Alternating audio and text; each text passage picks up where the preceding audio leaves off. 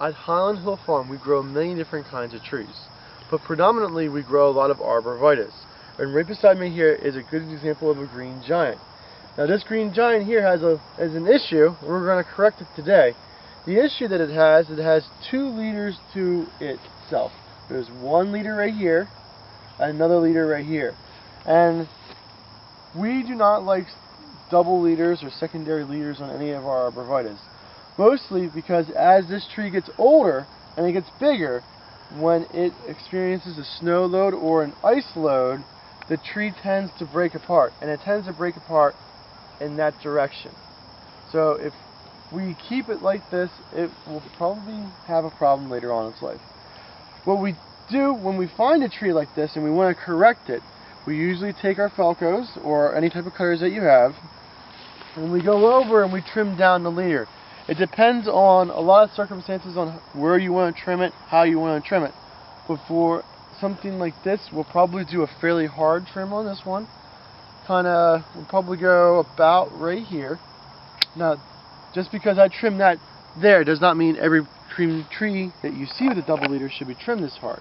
But just because this is how I want mine to be done. Now, since we still have this part right here, this is still going to be the main leader. That's what we want. But this can still grow off as an offshoot.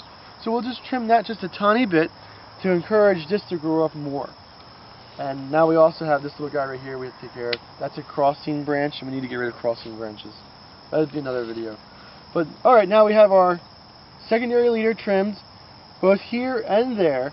It could still grow up to be another leader, mostly because of these branches through here, but predominantly that's fairly good. And that is the structural pruning that we'll do for this.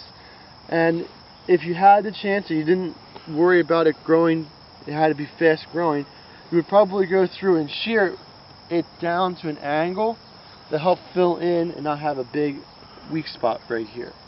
But that is my way, the way I like to have the secondary leaders reduced, not completely cut out, but reduced.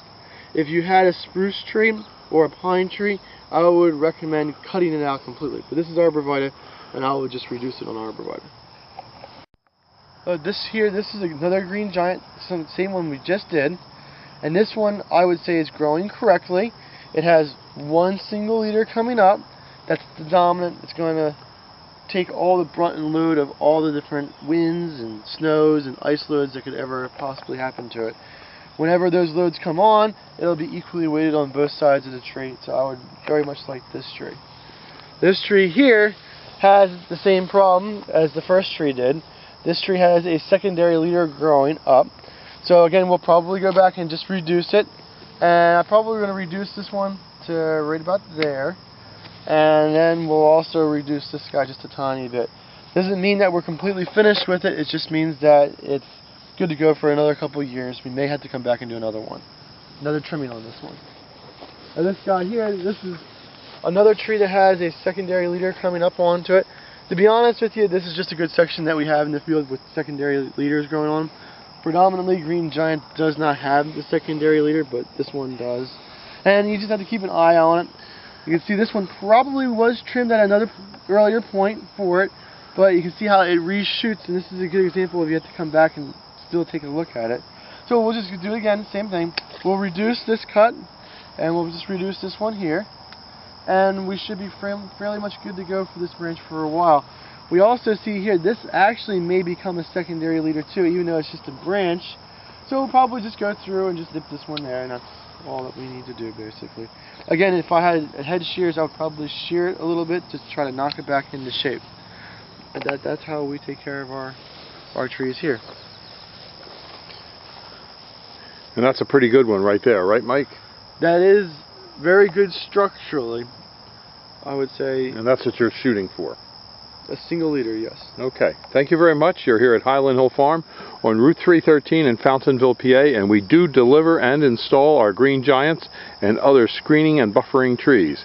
Call us at 215-651-8329 with your questions or if you need trees. Thank you. Give us a call at Highland Hill Farm for your trees and shrubs. 215-651-8329. We ship from Fountainville, PA, Milan, PA, Lenore, North Carolina, and McMinnville, Tennessee. Thank you.